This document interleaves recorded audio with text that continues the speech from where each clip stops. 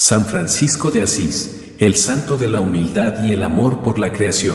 En la ciudad medieval de Asís, ubicada en la verde y montañosa región de Umbría, Italia, en el año 1182, nació Giovanni di Pietro di Bernardone, un niño que más tarde sería conocido como San Francisco. Su nacimiento fue el comienzo de una vida extraordinaria, aunque nadie en ese momento lo imaginaba. Su padre, Pietro Bernardone, era un próspero comerciante de telas y, al regresar de un viaje de negocios en Francia, decidió renombrar a su hijo como Francesco, en honor a su amor por la cultura francesa. Este cambio de nombre, aunque mundano, presagió un destino celestial que cambiaría el curso de la espiritualidad para generaciones. Un infante rodeado de lujo, pero con un corazón humilde, Francesco creció en medio de la opulencia, rodeado de los lujos que el comercio exitoso de su padre le proporcionaba. Pero, incluso en su infancia, el joven Francisco mostraba una inclinación inusual hacia la generosidad y la piedad. Mientras sus amigos disfrutaban del confort, él sentía una profunda compasión por los pobres, algo que contrastaba con su entorno privilegiado. Sin embargo, estos gestos de bondad pasaban desapercibidos, ya que el joven Francisco también disfrutaba de la vida social, las fiestas y la compañía de la nobleza de Asís. Con su carisma y vivacidad, Francisco soñaba con la gloria caballeresca. Quería ser un gran guerrero, un héroe admirado por todos. Esa oportunidad llegó cuando Asís se vio envuelta en un conflicto contra su ciudad rival, Perugia. Sin dudarlo, Francisco se alistó, pero el destino tenía otros planes para él. Durante la batalla, fue capturado y pasó un año en prisión. Fue en las frías y oscuras celdas donde comenzó su verdadera transformación. Las glorias que antes anhelaba se desvanecieron frente a la realidad del sufrimiento y el dolor. La guerra y la prisión no solo le quitaron su libertad, sino también sus sueños de grandeza mundana. Un cambio profundo, el llamado de Dios. Cuando finalmente fue liberado, Francisco regresó a su vida de lujos, pero algo en él había cambiado. El brillo de las fiestas ya no lo emocionaba, su corazón estaba inquieto. A partir de ese momento, comenzó a buscar algo más profundo, algo que saciara esa sed espiritual que había despertado en él. La verdadera conversión de Francisco se cristalizó cuando, en una capilla en ruinas, la iglesia de San Damián, escuchó la voz de Cristo desde un antiguo crucifijo que le decía: Francisco, ve y repara mi iglesia, que como ves, está en ruinas. Al principio, Francisco tomó estas palabras de manera literal. Se despojó de sus ropas lujosas, renunció a su herencia en un acto público de total humildad, y comenzó a reparar físicamente las iglesias en mal estado, empezando por San Damián. Este acto simbolizó no solo una restauración física, sino también el inicio de una profunda renovación espiritual en la iglesia, algo que Francisco aún no comprendía en toda su magnitud. Renuncia al mundo, el inicio de una misión divina. Francisco renunció a todas sus posesiones materiales, vistió el hábito de un mendigo y adoptó una vida de extrema pobreza. A partir de ese momento, se dedicó completamente a servir a los pobres, a predicar el Evangelio y a vivir una vida de simplicidad absoluta, emulando a Cristo y a sus primeros discípulos. Su radical estilo de vida pronto atrajo a otros jóvenes que querían seguirlo.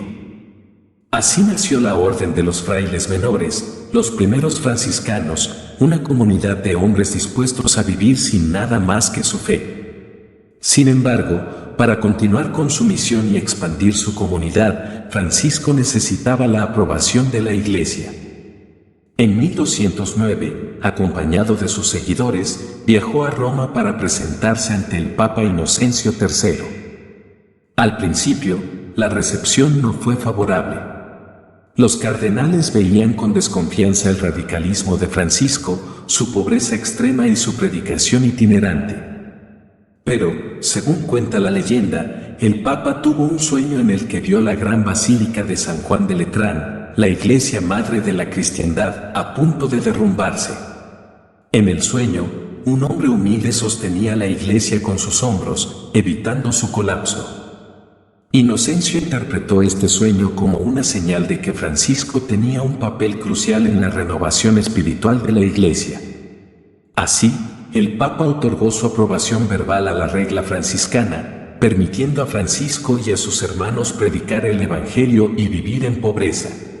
Una orden que trasciende fronteras. La aprobación papal fue un hito fundamental que permitió a Francisco expandir su orden. Los franciscanos crecieron rápidamente, no solo en número, sino también en influencia. Su mensaje de pobreza y amor resonaba en un mundo saturado por las riquezas y las jerarquías sociales. A medida que su fama crecía, Francisco siguió fiel a su visión original, vivir en la más pura humildad, predicar el amor de Dios y respetar a todas las criaturas vivientes. Junto con su gran amiga y seguidora, Santa Clara de Asís, Francisco fundó la Orden de las Damas Pobres, más tarde conocidas como las Clarisas. Este nuevo movimiento ofrecía a las mujeres una forma de vivir en pobreza y devoción al Evangelio. Al igual que los frailes menores, las clarisas vivían una vida de clausura y oración, dedicada a la caridad y al servicio de Dios. El encuentro con el sultán, paz en medio del conflicto. Uno de los episodios más notables de la vida de Francisco fue su viaje a Egipto en 1219, durante la Quinta Cruzada. En lugar de empuñar la espada, como era común en esa época, Francisco fue al campo de batalla con una misión de paz. Se arriesgó a cruzar las líneas enemigas para encontrarse con el sultán Malik al-Kamil, líder de los musulmanes. Aunque no logró detener la guerra, su encuentro con el sultán fue un acto audaz de diálogo y respeto mutuo. En un mundo dividido por la fe y la guerra, Francisco demostró que el amor y la paz pueden trascender las barreras religiosas. Este episodio se ha convertido en un símbolo de la búsqueda de paz y entendimiento entre diferentes culturas y religiones, algo que sigue siendo relevante en la actualidad. Francisco no solo fue un predicador, sino un verdadero defensor de la paz. El hermano Sol y la hermana Luna, el amor por la creación. Francisco veía a toda la creación como parte de una gran familia. Las plantas, los animales, el sol y la luna, todo formaba parte del amor divino. Es famosa la historia de cómo Francisco predicó a los pájaros, y cómo, en otra ocasión, logró amansar a un lobo feroz que aterrorizaba a un pueblo, pidiendo a los habitantes que lo alimentaran a cambio de su paz. Este amor por la naturaleza inspiró una nueva forma de ver el mundo, no como algo separado del hombre, sino como una expresión del amor de Dios. Su cántico del hermano Sol, una hermosa oración que alaba a Dios a través de los elementos de la naturaleza, es un testimonio de su profunda conexión con el mundo creado.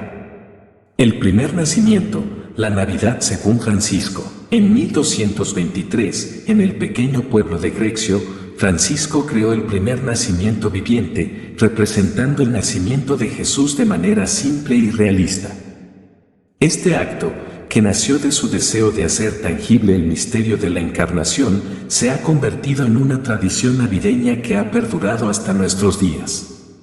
Con figuras humanas y animales reales, Francisco llevó a las personas a experimentar la humildad y sencillez del nacimiento de Cristo de una manera conmovedora. Los estigmas, un signo de santidad. Hacia el final de su vida, Francisco recibió en su cuerpo las llagas de Cristo crucificado, conocidas como estigmas. Este evento, que ocurrió mientras oraba en el monte Albernia en 1224, fue visto como un milagro y un signo de su profunda unión con Jesucristo. Los estigmas de Francisco no solo fueron una señal visible de su santidad, sino también un testimonio de su compromiso con la vida de sacrificio y amor por los demás. A pesar de los sufrimientos físicos que padeció en sus últimos años, incluida una ceguera progresiva, Francisco nunca dejó de predicar ni de servir a los demás. Murió el 3 de octubre de 1226, rodeado de sus hermanos franciscanos, en la pequeña capilla de la Porciúncula, donde había comenzado su camino de fe. El Papa Gregorio IX declaró el 4 de octubre, en el año 1228, como el día para recordarlo, a la vez que ordenó la construcción de la basílica en honor al santo en la ciudad de Asís. Es por eso que esta fecha año a año se celebran los milagros del santo. El legado de San Francisco de Asís, un modelo de humildad y amor. Esperamos que su historia de amor, humildad y comunión con toda la creación haya tocado nuestros corazones y fortalecido nuestro espíritu, que su legado de San Francisco de Asís inspire en cada uno de nosotros. Te invitamos a que te suscribas, dejes tu comentario y un like en este tu canal y te esperamos en otra extraordinaria historia.